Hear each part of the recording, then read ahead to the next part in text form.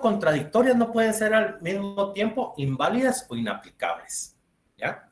Entonces, tenemos dos normas, Código Penal, Ley de Terminales Móviles, o Código Penal y la Ley de Armas y Municiones, ¿sí? Código Penal y la Ley contra el Femicidio, ¿ya? Todos dicen, sí, pero es que hay varias normas que se contradicen con el Código Penal. Sí, pero unas son leyes especiales. ¿Por qué? Porque van a valga la redundancia, van a determinar los actos, las conductas delictivas, ¿ya? Y ahí es donde ustedes van a aplicar este principio del tercero excluido en lo lógico jurídico. ¿Me explico? Quiero escucharlos.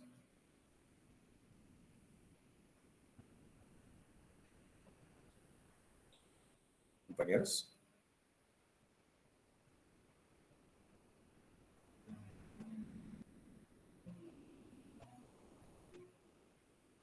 Compañeros. Otra vez, por favor.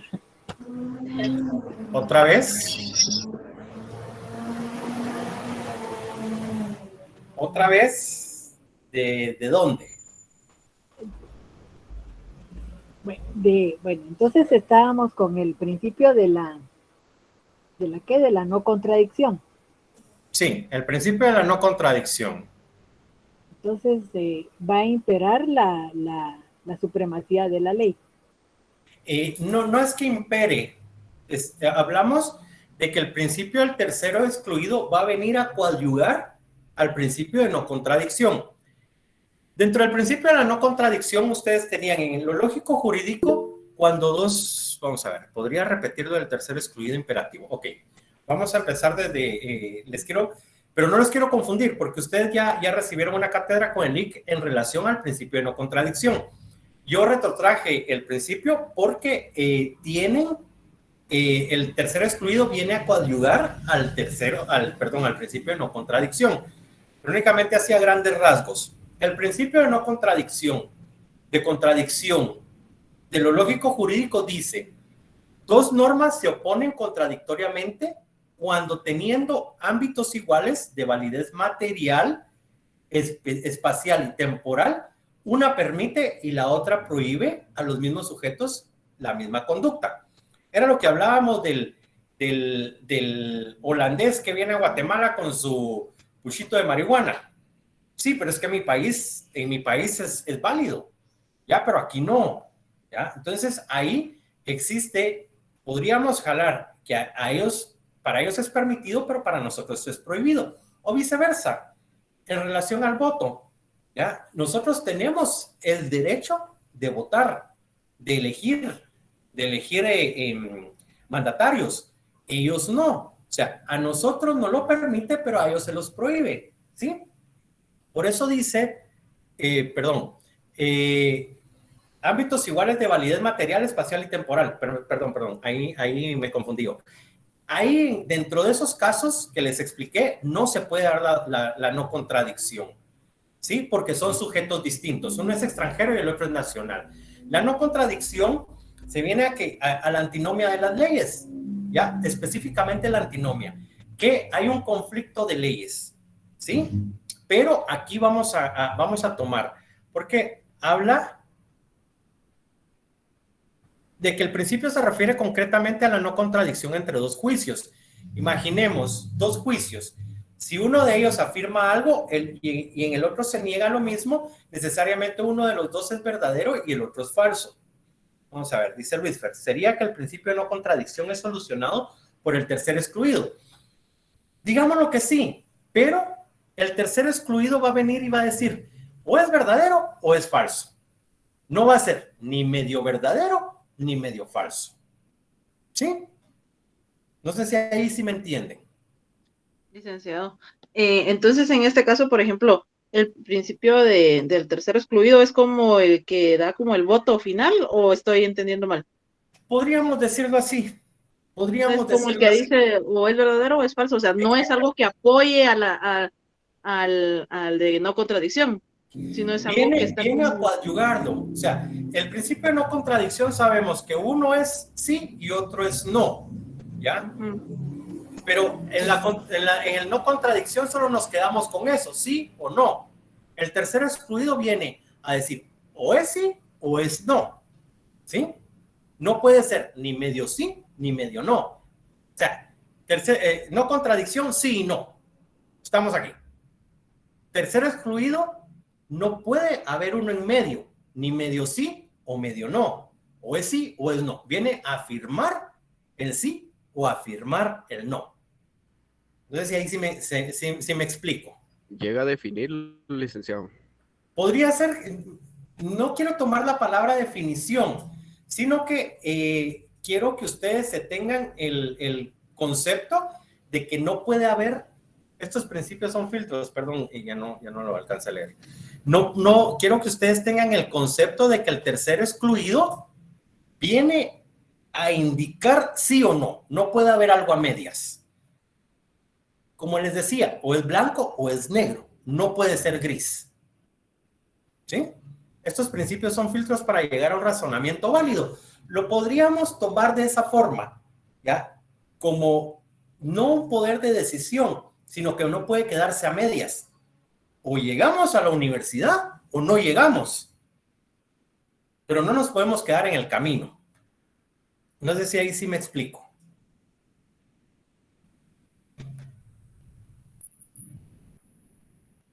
No tanto, bueno, sí, tal vez usted se explica, pero no, yo no logro. Prácticamente no hay que dejar a medias lo que es el concepto, se podría decir.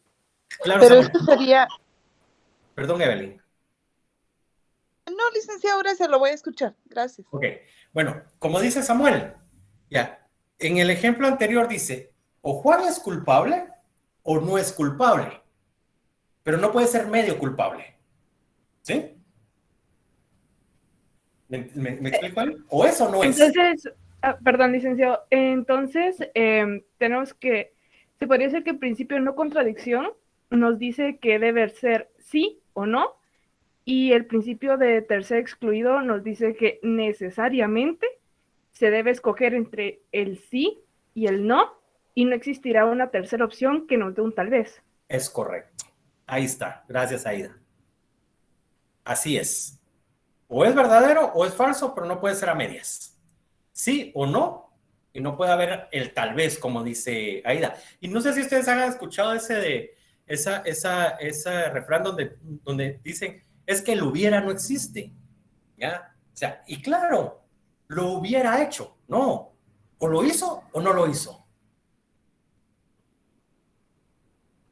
Licenciado, Sí, Mayra. no sé si lo entendí bien, es que también tengo un conflicto con el tercer excluido, pero estaba imaginándome, por ejemplo, la pena de muerte, o se aplica o no se aplica en Guatemala. Tercer excluido es un derecho positivo no vigente y no se aplica. No sé si es... No. Ahí no, Mayra, porque usted misma lo dijo, es derecho positivo, pero no es que no esté vigente. O sea, aquí existe una laguna, y no quiero decir laguna de ley, sino que es una ambigüedad, digámoslo así, porque el único que tiene potestad para perdonar, hablámoslo así, para perdonarle al que está al que fue sentenciado para la pena de muerte, es el presidente. Entonces, aquí dicen, bueno, ¿cómo es eso que el presidente va a perdonar o va a tener injerencia? La palabrita tal vez no es la correcta, pero es para que me lo entiendan. Va a tener injerencia dentro del ámbito judicial, ¿sí? Y es por eso que se da esa ambigüedad, donde el presidente vino y dijo, miren, yo no quiero cargar con eso, no es potestad mía, mi potestad es de administrar el país, y lo judicial es asunto del organismo judicial. Aquí no se puede usar un principio del tercero excluido, no. O se aplica o no se aplica, ¿sí? O se mata o no se mata, pero no es, bueno, en este caso, si le dieran arrastrada al tipo, lo medio matan, pero no es válido, ya porque la ley está vigente, ¿sí? Pero no es que no sea positiva. Una ley vigente no positiva, podríamos hablar de la ley fuga.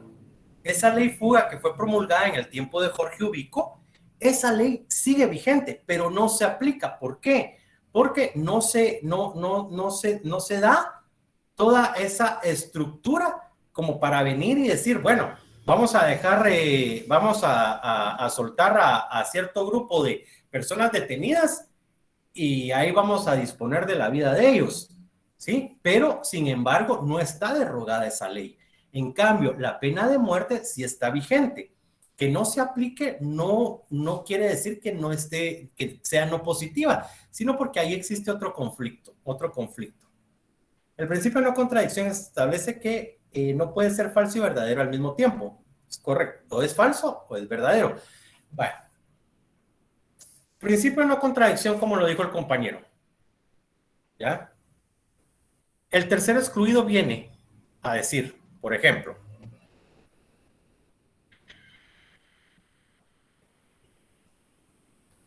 les voy a contar una anécdota en lo profesional y tal vez a ustedes aquí me logran entender. En una oportunidad nosotros presentamos un recurso de apelación, el mal llamado apelación genérica, que la apelación genérica no existe, sino que existe únicamente el recurso de apelación y el recurso de apelación especial. El recurso de apelación es el que ustedes van a interponer en cualquier resolución que sea susceptible de esta. Y el recurso de apelación especial, ustedes bien saben que es únicamente aplicable a las sentencias emitidas por un tribunal. Resulta que nosotros presentamos un recurso de apelación de una resolución de una etapa intermedia que efectivamente lo iba a conocer una sala de apelaciones. Pero al mismo tiempo el Ministerio Público no estaba de acuerdo en la decisión del juez y también ellos presentaron un recurso de apelación. Nosotros en esa oportunidad presentamos el recurso de apelación, si mal no recuerdo, habían clausurado y nosotros pedíamos el sobreseimiento. Y viene el Ministerio Público y como habían clausurado y ellos habían pedido la apertura a juicio, ellos no estaban de acuerdo con esa clausura y estaban pidiendo la apertura a juicio. Viene a la sala y entra a conocer los recursos de apelación emitidos por ambas partes, por la defensa y por el Ministerio Público. Y resulta que la sala declara con lugar los dos recursos. ¿Sí? Entonces nosotros nos quedamos, ¿cómo puede ser posible que la sala nos dijera a nosotros que efectivamente no era clausura, sino que era un sobreseimiento? Pero al Ministerio Público le resolvió que efectivamente tampoco era clausura, pero era una apertura a juicio. Entonces aquí la sala está cometiendo un gran error, ¿no? O cometió en esa oportunidad un gran error, porque no pueden haber dos juicios verdaderos. Y aquí se daba lo que comentaba el compañero, que ahorita no recuerdo el nombre, que no pueden existir dos juicios verdaderos sobre un mismo asunto. O uno es cierto o el otro no. ¿Sí? Y tampoco se puede dar eso a medias. Que este tiene mitad verdadero y este tiene mitad falso. No. Entonces, o es o no es. El tercer excluido habla de que no puede haber una respuesta a medias. O es o no es. No contradicción, hay dos normas que se contradicen, pero hasta ahí queda. Tercer excluido viene a decir, ¿es esta o es esta? No puede haber un término medio. Término medio solo para la carne. De ahí para lo demás, nada. Entonces no sé si ahí me explico.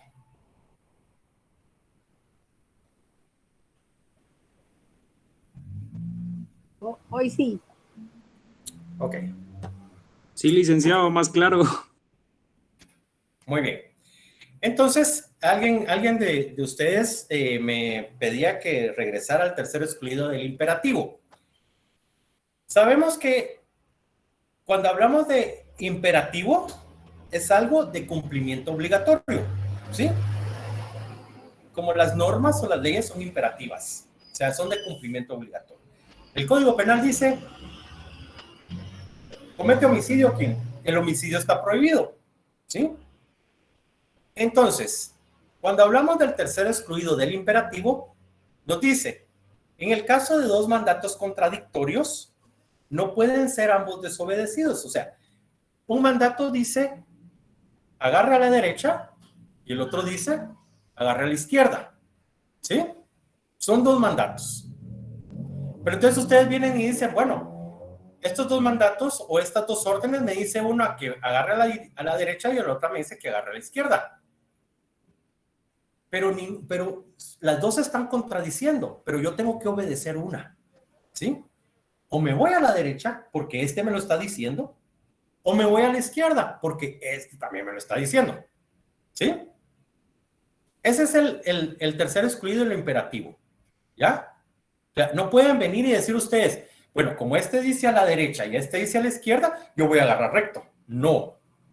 ¿Ya? El tercer excluido del imperativo tiene que ser o izquierda o derecha. ¿Sí? No sé, no me recuerdo quién me preguntó, quién me pidió que volviera a explicar eso. No sé si quedó clara esta explicación en relación al tercer excluido del imperativo. Sí. ¿Sí? Ok. Bueno, de ahí vamos con el tercer excluido de lo lógico jurídico. Dice, de las normas del derecho contradictorias no pueden ser al mismo tiempo inválidas o inaplicables. Una de ellas debe de ser válida. Se excluye la posibilidad de una tercera norma válida en medio de las dos. Ya era lo que hablábamos del derecho, del Código Penal y de las leyes específicas o especiales. ¿Ya? Aquí nos vamos a la temporalidad o a la primicia. ¿Ya? Cuando hablamos de primicia es que existe una norma específica. ¿Sí?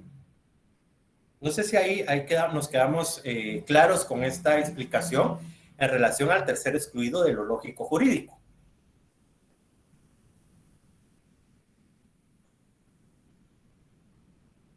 ¿Compañeros?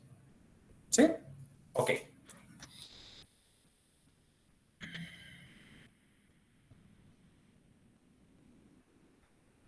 Bueno, entonces, seguimos.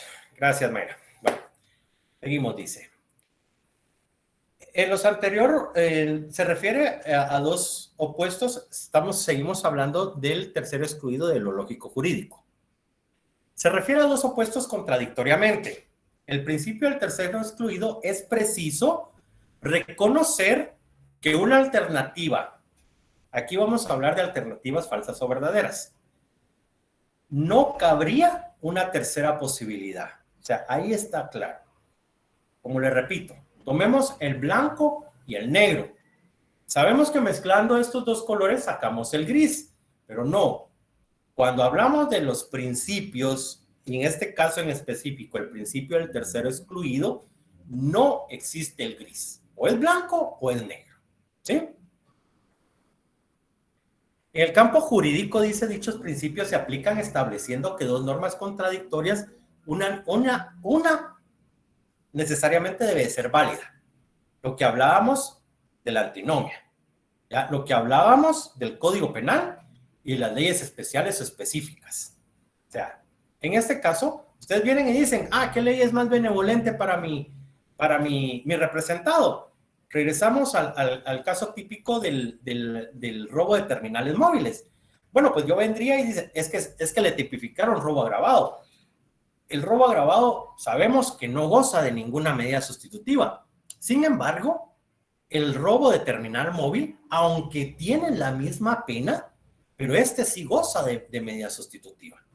Entonces, ¿cuál va a beneficiar más a nuestro patrocinado? Obviamente, la ley del robo de terminales móviles. ¿Ya? Entonces, ahí es donde ustedes tienen que venir. Bueno, hay una contradicción, pero vamos a tomar la temporalidad. Obviamente, el Código Penal es más antiguo. No, pero aquí vamos a tomar la ley específica, que es la ley de terminales, o el robo de terminales móviles, porque en este caso podríamos decir que es más beneficiosa para nuestro patrocinado, ¿no? Entonces, seguimos. En el campo jurídico, dichos principios se aplican estableciendo que dos normas contradictorias, una necesariamente tiene que ser válida y que la conducta jurídicamente regulada solo puede hallarse prohibida o permitida. Es decir, que si dos normas se oponen contradictoriamente, no pueden ambas carecer de validez. Aquí habla de validez e invalidez. Pero para que ustedes lo entiendan y lo comprendan, tomamos como ejemplo el Código Penal y las leyes especiales, ¿sí? Que una regulan los tipos penales, que podría ser que la conducta sea idéntica a la conducta de otra ley y por eso pueden llegar a generar alguna antinomia, pero ustedes saben que una se debe de imponer, aunque la otra también lo diga, ¿sí? ¿Estamos claros ahí?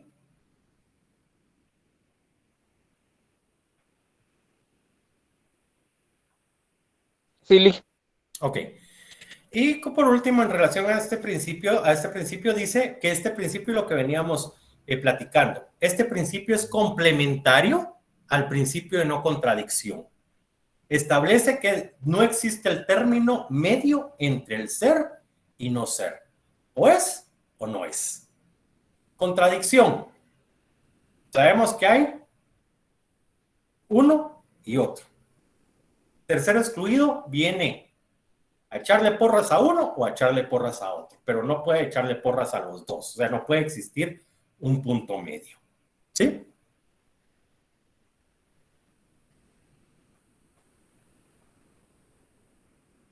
¿Estamos claros ahí? Ahora les pregunto. Ok, Aida. Gracias, Manuela. Les pregunto. Como ya sabemos, el principio, o ya estudiamos el principio de no contradicción y el principio del tercero excluido. ¿Qué diferencias notaron ustedes entre uno y otro?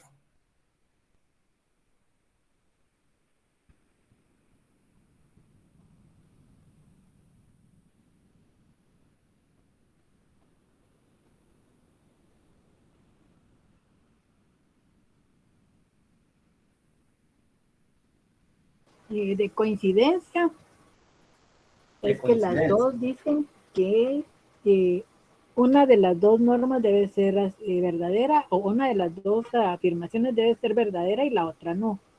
Uh-huh. Y de diferencia, es que la de, ¿cómo se llama? La del tercero excluido no considera otras condiciones como tiempo, el sujeto, el espacio y la validez. Ok, muchas gracias, Carolina.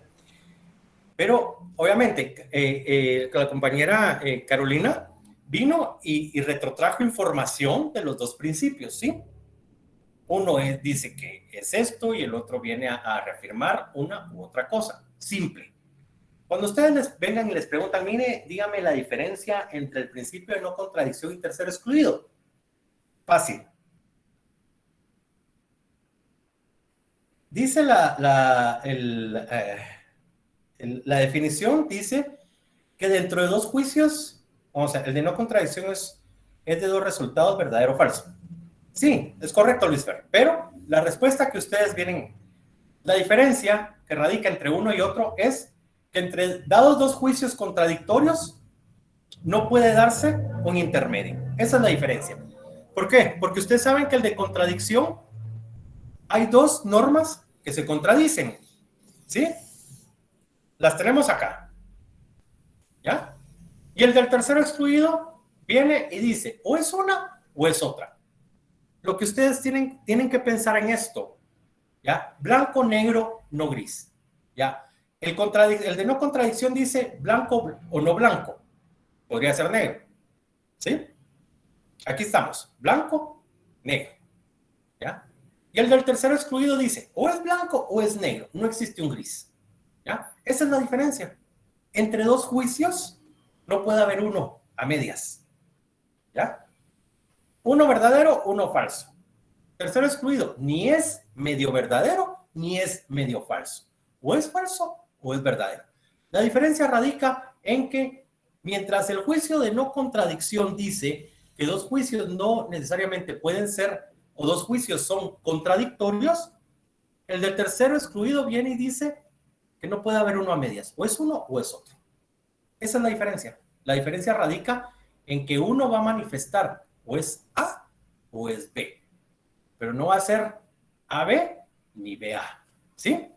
No sé si me expliqué. La diferencia es que el tercero excluido no admite una tercera opción, la cual no es válida. Correcto, Alexandra. Así. Esa es la diferencia. ¿Ya? Mientras nos quedamos en el de no contradicción, contradiciéndose, el tercero excluido dice o es uno o es otro. Esa es la diferencia. Así de sencillo. ¿Estamos? Muy claro, licenciado. Ok. Bueno, pasamos al principio de razón suficiente. ¿Qué entendemos por el principio de razón suficiente? Y aquí les voy a dejar algo para la vida profesional. En derecho civil se habla mucho de el que pretende debe probar. Ya les dije juicio de razón suficiente. ¿Por qué?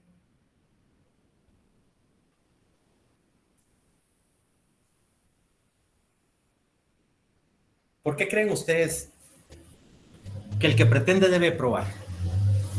Obviamente su pretensión. Por ejemplo, en un juicio de divorcio ordinario, causal determinada, regularmente, por no decirles casi siempre, vamos a ver, tiene que tener un fundamento suficiente para ser válido. Sí, tiene que tener un fundamento suficiente, es correcto. ¿Ya? En el juicio de divorcio ordinario regularmente, por no decirles casi siempre, se va a invocar la causal número 4 del artículo 155, que es el abandono voluntario por más de un año del hogar conyugal, ¿sí? Pero quien está invocando esa causal, obviamente lo tiene que probar. Por eso dice, toda pretensión debe ser probada. Juicio de razón o principio de razón suficiente. Todo tiene su razón de ser. ¿Hay razón suficiente para que un juicio sea verdadero? Si el objeto al cual se refiere posee identidad propia. Aquí estamos hablando de un concepto como tal. Se refiere y posee una identidad propia y sin determinaciones contradictorias. ¿Ya? Si ustedes van a entablar una demanda en la vía sumaria de desocupación y cobro de rentas atrasadas, obviamente ustedes primero tienen que probar que efectivamente la propiedad que está habitando es, valga la redundancia, de su propiedad, o que tienen calidades suficientes o poderes suficientes para dar en su arrendamiento. Ese es el primer punto. Tengo la razón suficiente de poder demandar la vía sumaria de desocupación. Se refiere a que una afirmación solo puede ser válida si se fundamenta en razones aceptadas. Sí, es correcto. Pero para que ustedes lo entiendan más, ¿sí? Estamos estudiando para ser futuros profesionales. Entonces, futuros abogados es la palabra correcta. Entonces, ustedes presentan su juicio de sumario de desocupación, desahucio y cobro de rentas atrasadas, ¿sí? Como primer punto, tenemos que tener razón suficiente en que estamos pidiendo que se desocupe un inmueble de mi propiedad o que tengo poderes suficientes para poder ejercitar esa acción, ¿sí? Segundo, tenemos que probar que existe un contrato de arrendamiento. En este caso hay varias modalidades, tanto la escrita como la verbal, ¿sí? Tiene que existir esa relación contractual. O sea, vayan viendo cómo se va ordenando esa razón suficiente, ¿sí? Como decía el compañero, se tiene que fundamentar, ¿ya? Tenemos que probarlo, ¿ya?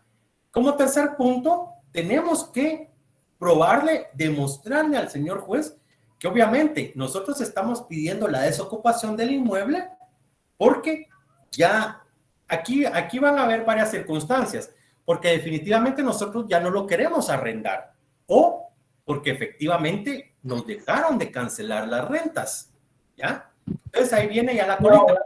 Cobro. ¿Viene? ¿Perdón? Ok. Creo que se le activó el micrófono. O lo queremos que se desocupe porque ya no lo queremos arrendar o porque efectivamente nos dejaron de pagar a nosotros, ¿ya? Entonces, juicio sumario de desocupación, desahucio y cobro de rentas atrasadas, ¿ya? Entonces, aquí nosotros vamos a ir ordenando nuestra demanda y vamos a aplicar este principio de la razón suficiente, ¿ya?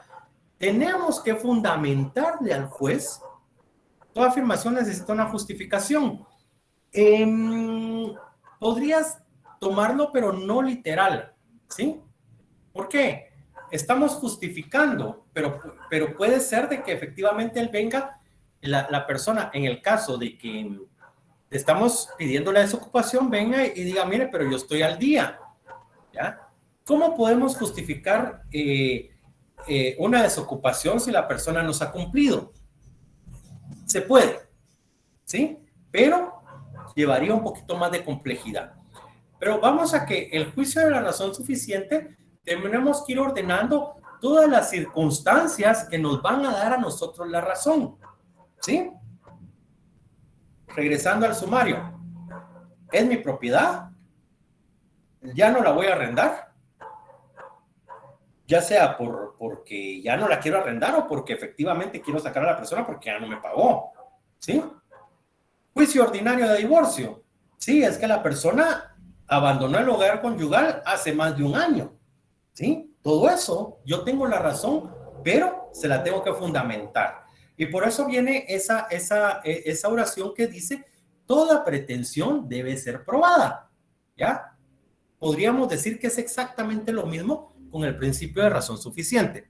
Razón de ser, razón de conocer y razón de llegar a ser. Alexandro, ¿me podría usted explicar lo que nos acaba de compartir?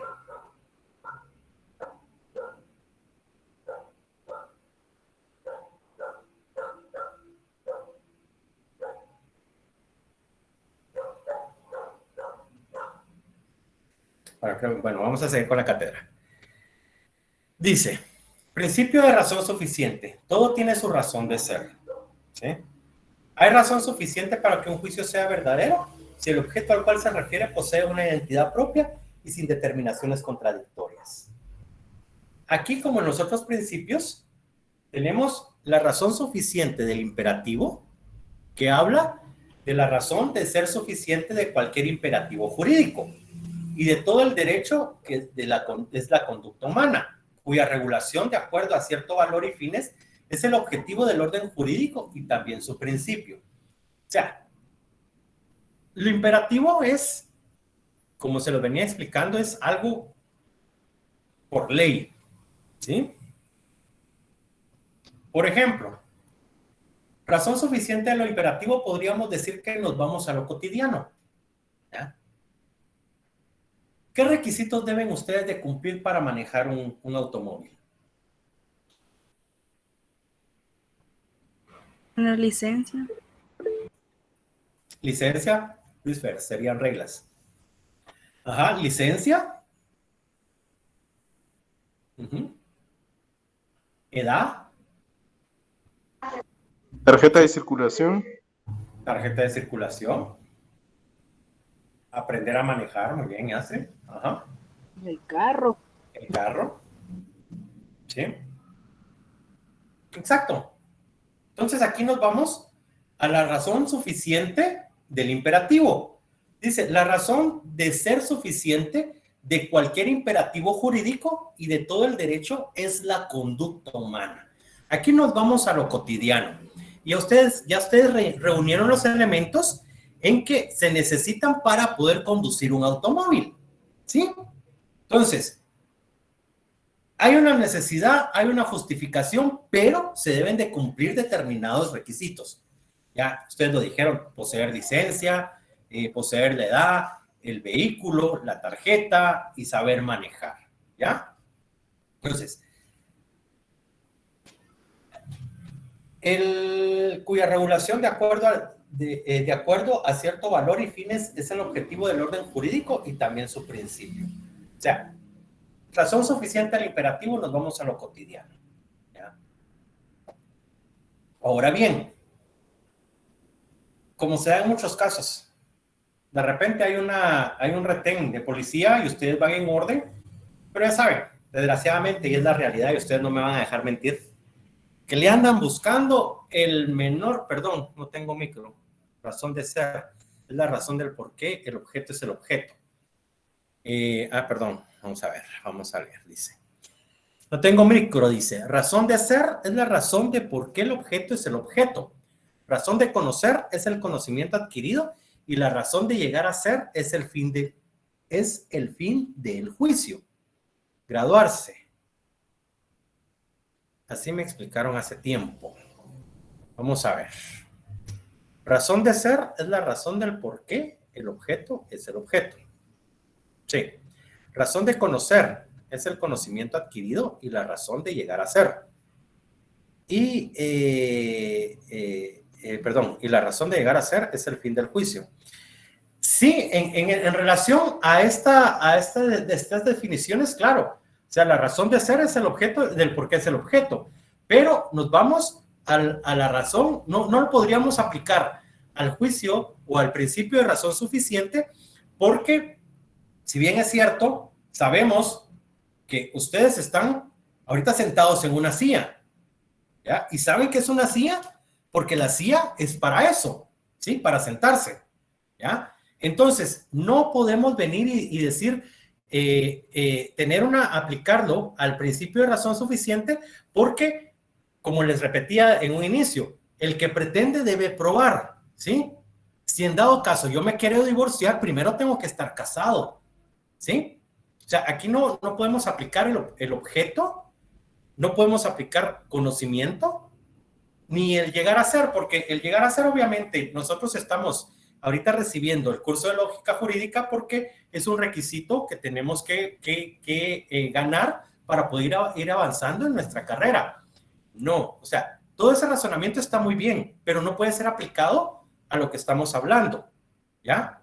No sé si me explico, Alexandro, muchas gracias, pero como le digo, está muy bien ese razonamiento, pero no puede ser aplicado a lo que estamos platicando el día de hoy. ¿Estamos? Bueno, regresamos a lo que veníamos platicando en relación al conducir. Todo está en orden. Gracias, Alexandro. Todo está en orden. Tengo mi licencia, el carro está en perfectas condiciones, llevo mi tarjeta, ahora es la impresa, la tarjeta electrónica, mi licencia vigente, voy en mis facultades volitivas normales, pero siempre nos andan buscando esa espinita como para sacar para su cena, y hay que hablar lo que es, ¿sí? Entonces, ahí dice uno, bueno, pero ¿cómo puede ser posible? Si yo vengo cumpliendo con la norma, siempre me quieren hacer que no estoy cumpliendo con la norma, o me quieren hacer ver que no estoy cumpliendo con la norma. Entonces, obviamente, ahí dicen, yo tengo razón, y tengo razón suficiente, porque vengo aplicando o cumpliendo con determinados requisitos, ¿sí? Y ahí hasta ustedes podrían venir y decir, bueno, pues entonces si van a poner, que pongan la multa, y ustedes no podrían venir y decir, no, pero es que ustedes se van contra la razón. No, porque ustedes tienen la razón. Tendría que haber una causa válida para probar esa razón suficiente.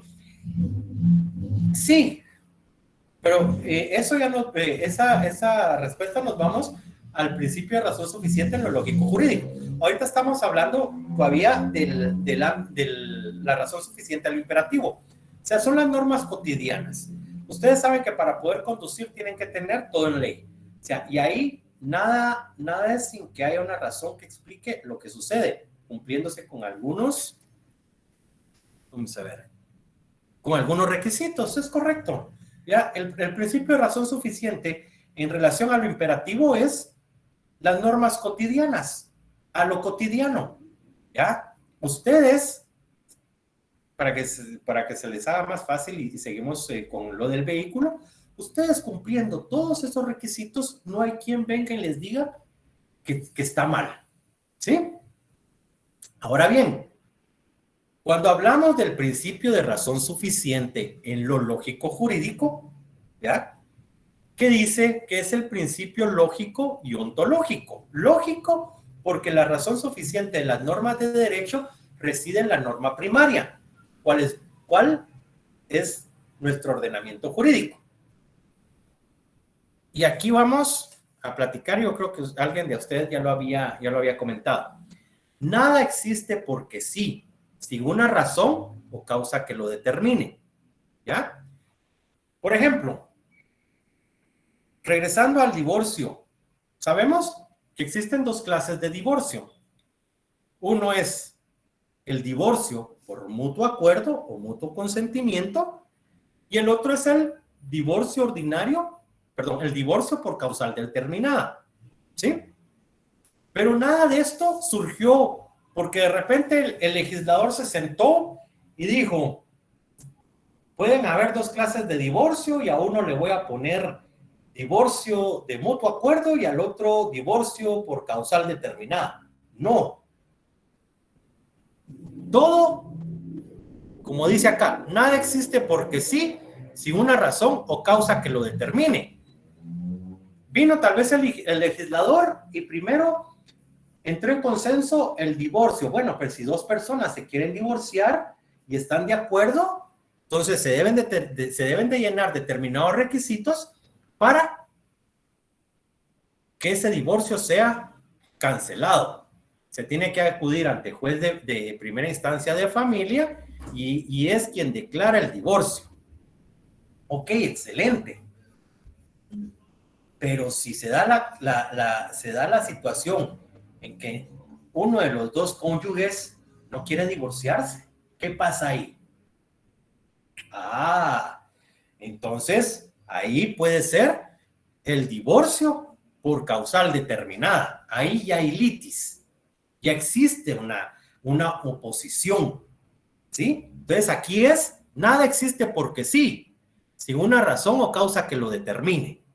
No sé si ahí me comprenden. O sea, las dos clases de divorcio no surgieron así solo porque se sentaron y vamos a sacar, vamos a promulgar dos clases de divorcio. No. ¿Ya? O sea, ellos tuvieron que determinar las dos posibilidades. Una, donde los cónyuges están de acuerdo y pactan las bases del divorcio, y otra, donde alguno de los dos no está de acuerdo. ¿Sí? No sé si me explico. Razón suficiente en lo lógico jurídico. Nada existe porque sí, sin una razón o causa que lo determine. ¿Sí? Ok, Manuela. Bueno, vamos con la siguiente, que dice, la veracidad de todo de juicio ha de ser suficientemente argumentado. Y aquí regresamos a quien pretende debe probar. Tiene que existir un fundamento del por qué. Y les explico con juicios para que ustedes vayan comprendiendo, porque esta clase es demasiado compleja, ¿ya? Y si nos ponemos únicamente a filosofar, como dicen por ahí, nos quedaríamos nosotros así, hasta yo. Entonces, les explico para que ustedes vayan comprendiendo, ¿ya? Entonces dice, la veracidad de todo juicio ha de ser suficiente, debe ser suficientemente argumentado. Aquí dejamos el divorcio por mutuo acuerdo, porque aquí sabemos que están de acuerdo los dos, ¿ya? Y ya existen bases de divorcio, y tomamos el divorcio por causal determinada, ¿ya? Y aquí vamos a tomar la causal del abandono del hogar conyugal por más de un año, ¿ya? Bueno, pero dice que la veracidad de todo juicio debe ser suficientemente argumentado. Entonces, si yo soy el que está invocando esa causal, lo tengo que argumentar. Tengo que tener las bases suficientemente sólidas para que mi pretensión, digámoslo así, sea creíble o sea aceptada. ¿Sí? No sé si me comprenden. ¿Me entienden hasta ahí? Sí. Ok. De ahí dice, para considerar que una proposición es completamente cierta, y regresamos, ha de ser demostrada, es decir, que han de conocerse suficientes fundamentos en virtud de los cuales dicha proposición tiene que ser verdadera. O sea, ahí todo eso complementa el ejemplo. Yo voy a invocar la causal determinada, ¿por qué? Porque si la señora se fue hace más de un año, abandonó el hogar conyugal. ¿Ya? ¿Y cómo lo voy a demostrar?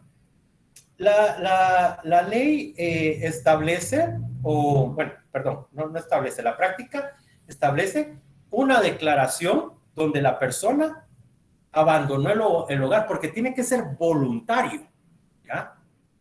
Pero si yo lo estoy invocando, obviamente no puedo presentar una declaración jurada donde la otra parte manifiesta que sí, él se fue voluntario. Pero para eso tenemos un apartado de medios de prueba. Y dentro de los medios de prueba existe la declaración de parte. Que la declaración de parte no es más que es un pliego de preguntas, pliego de posiciones, pero son preguntas donde ustedes pueden preguntarle, porque la persona está bajo juramento, venir y decirle, diga si es cierto que usted abandonó el hogar conyugal hace más de 5 años. Y la persona tiene que responder. Entonces, ahí le están dando a ustedes esa veracidad de lo que están manifestando. ¿Sí? ¿Estamos?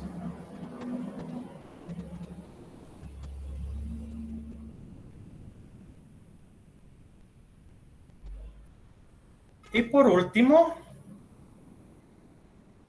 vamos a ver.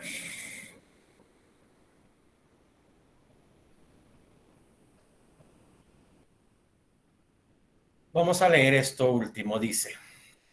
En el campo del derecho, este principio establece que toda norma jurídica para ser válida necesita un fundamento suficiente, puesto que todo objeto del conocimiento jurídico posee una razón suficiente.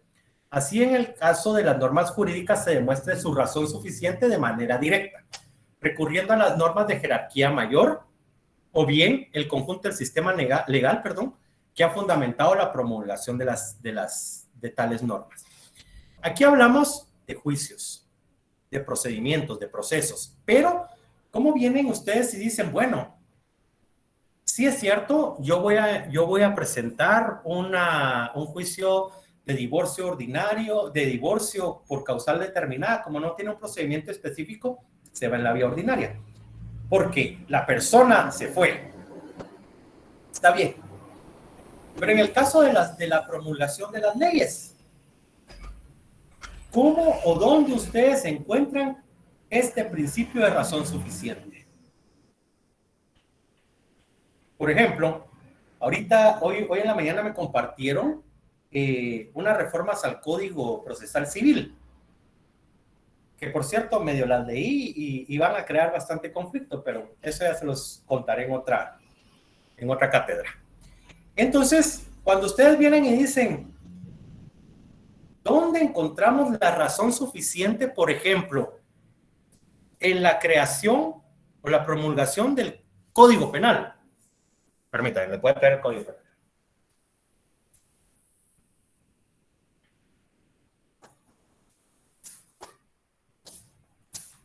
Pues ustedes en todas sus leyes, al inicio,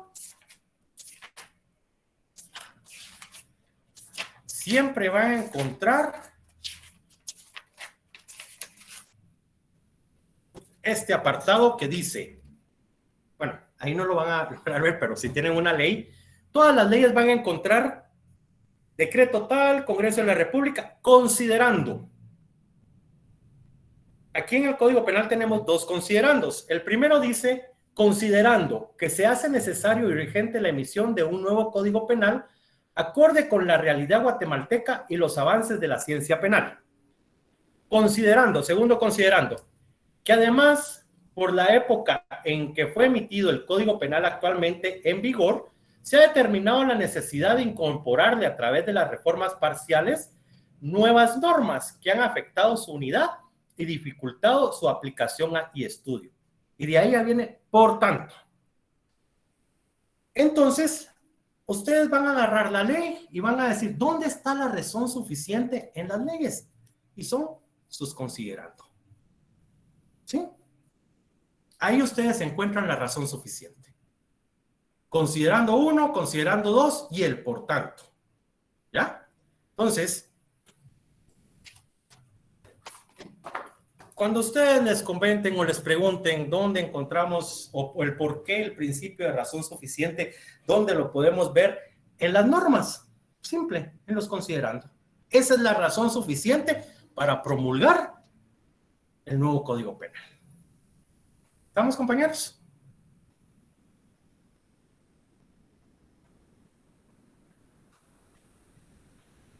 Ok, Marta. Muy bien, entonces, hasta aquí me quedo el día de hoy, compañeros. Espero haber sido lo bastante explícito para comprender, para poder explicarles más bien este tipo de temas, ya que, como les repito, la cátedra es un poquito compleja y tratamos la manera de traer todo lo que es la lógica a la práctica para que ustedes puedan comprender de una mejor manera. Entonces, si ya no tienen ninguna duda, no me queda más que agradecerles y esperamos estar en una próxima oportunidad con ustedes. Gracias, licenciado. Muchas gracias. Gracias, Feliz licenciado. tarde. Gracias, Lee. Buenas tardes. Muy buen. Gracias, licenciado. Gracias, licenciado. Gracias, licenciado. Pase feliz tarde. Feliz tarde, licenciado. Feliz tarde. Feliz tarde. Buenas tardes. Gracias.